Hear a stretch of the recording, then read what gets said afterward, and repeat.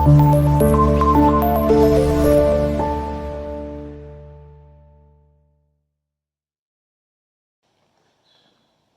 friends, welcome to Truth Sets Free. Under Basics of Prophecy, today we are looking at Revelation chapter 13, reading on verses 3. Now you remember in our previous lecture, we discussed the Revelation chapter 13, reading on verse 2. And in that lecture, we discovered what the dragon of Revelation chapter 13 means. And we discovered that the dragon, according to Revelation chapter 13, chapter 12, verse 9, it can mean the devil. We also discovered that the dragon could also mean the nation through which the devil worked in order to persecute or to destroy baby Jesus. These details, we found them in Revelation chapter 12, reading on verses 2 going downwards. And we discovered that the nation that is being spoken about was Rome. So Revelation chapter 13, verse 2, shows us that the beast that we've been studying about, the beast of Revelation chapter 13, verse 1 and 2, was receiving its power, it was receiving its seat, it was receiving its authority from the devil, using which nation? Using Rome. So in other words, Rome gave it its authority. And we discovered also that Rome gave authority to the papal system, gave authority to the papal system in the year 538 AD. Now, I want you to just listen to what Revelation chapter 13, reading on verses 3 says. So I'm going to read Revelation 13, verse 3. It says, "And I saw one of his heads as it were wounded to death, and his deadly wound was healed, and all the world wondered after the beast." So now, the beast we've been studying about, you remember in Revelation chapter 13, verse 1, had how many heads? 7 heads. And how many horns? 10 horns. And what was on the heads? A blasphemous name. What is blasphemy? We discovered that blasphemy means insulting God. How do you insult God? When you put yourself in the place of God, or when you claim to forgive sins. Now, we discovered that the heads of the beast of Revelation chapter 13,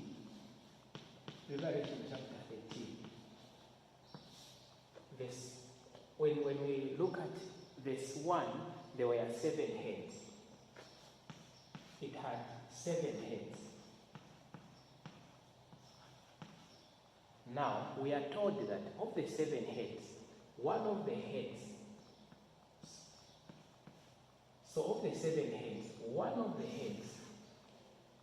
when John was looking, saw that the head had a deadly wound, and this wound was leading it to death.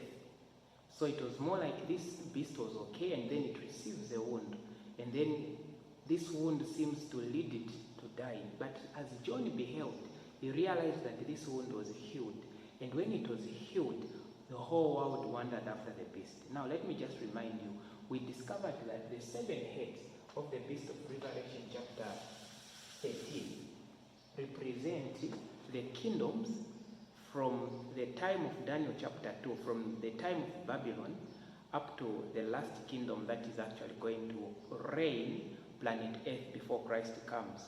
Now those heads, you'll find that the first head represented the kingdom of Babylon.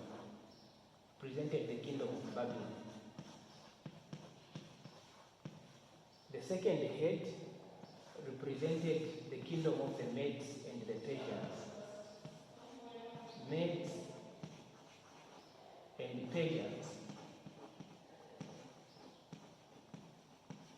The third head represented Greece.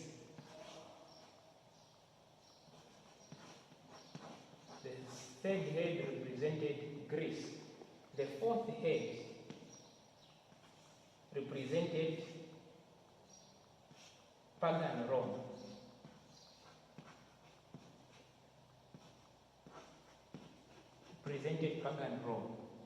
And head number 5 represented divided kingdom or divided Rome.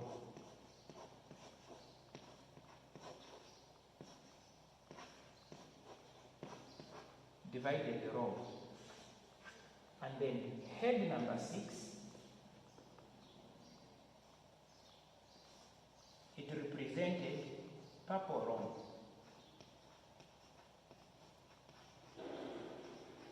Papal Rome. And then there is this head that receives a deadly wound, and then this wound again comes to heal. So now, what I want you to realize, this head number 7, obviously, is the one that received a deadly wound in its recovery phase. So what I want you to realize here is this. When you look at the beast of Revelation chapter 13, it is just a combination of the various kingdoms that have been reigning from the time of Babylon up to the time of Papal Rome. So the beast of Revelation chapter 13 is a combination.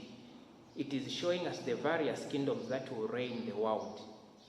And then you realize that the first kingdom was Babylon. The second kingdom, Medes and Persians. The third kingdom, Greece. The fourth kingdom, Rome, pagan Rome. Now, when we come to pagan Rome, I want you to note the following. Pagan Rome has got 3 stages. There is Rome that defeated Greece. It was called pagan Rome. That was Rome that was exclusively pagan. There was no Christianity in it. And during the birth of Jesus Christ, it was pagan Rome that was in power. No wonder you find that when you read Revelation chapter 12, reading on verse 1 coming down, we are told that there is this dragon, which we discovered last time, that dragon represented pagan Rome, that stood before the woman, so that when the woman gives birth, that dragon should devour that child. And that child that was to be born of that woman was who? Was baby Jesus. So during the time of the birth of Jesus Christ, the kingdom that was reigning was Rome. And it was Rome through which the devil worked in order to kill baby Jesus. So when you look at the dragon of Revelation chapter 12, it means pagan Rome. So now pagan Rome has got stages. When you look at that same beast or dragon of Revelation chapter 12, when you extend it, you find that it had 10 horns. Meaning, at some point, this pagan Rome that defeated Greece, it became divided into 10 divisions. So it ceased being pagan Rome. It was now called divided Rome or divided kingdom, when it was divided into 10 divisions. And then as time went by, we also discovered last time that after divided Rome, then Papal Rome came into power. When it divided Rome, was reigning at that time, what happened? We discovered also last time that they wanted a supreme leader who was to lead this divided Rome. So once the Pope was given power to oversee both the church and also the civil government, then Papal Rome begins to reign. And this was in the year AD 538. In the year AD 538.